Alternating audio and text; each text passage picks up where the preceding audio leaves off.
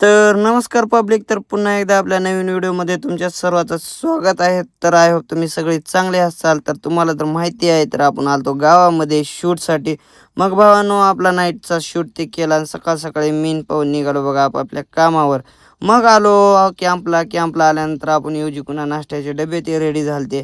मग मला पवन तिथं सोडला वलांडीमध्ये, त्यानं गेला निलंग्याला, कारण की त्याची ड्युटी होती निलंग्याला. मग नाश्त्याचे डबे ते देऊन आलो बघा कॅम्पवर. आणि कॅम्पवर आलो तर काय हे बघा आपल्या पाटलाचा अवतार. हबीबी किधर जाती म्हणाली पाटील हो गण हो माय. मग थोड्या वेळ त्यांच्याशी बसलो. मग दुपारचे डबे ते रेडी झाले. डिझेल ते न्यायचं होतं. मग डिझेल ते भरून ते घेतलं गाडीमध्ये.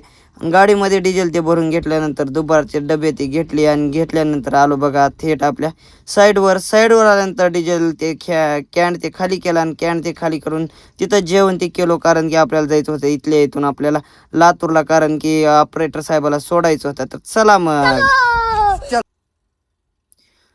मग काय त्यांना घेऊन निघालतोच भावानं. तर शिरोळच्या पुढे आल्यानंतर एवढा बेकार पाऊस लागला का ना, मस्तपैकी थंडगार वाटाल. तर मग आलो बघा त्यांना घेऊन थेट आपल्या शारदा भवनला त्यांना ते सोडलं.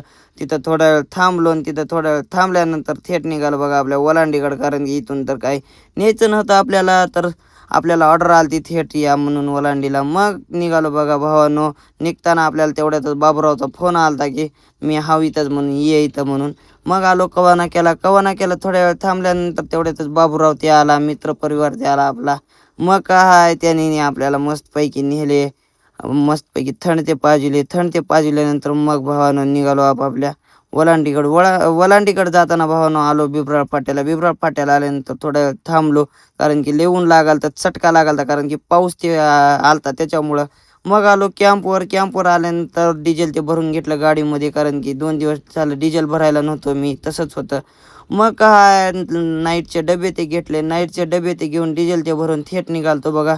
तर भावानं आपल्याला निघायला काहीतरी 6:30 वाजले. तेवढ्यातच बघा हा सनसेट कसला भारी वाटालता.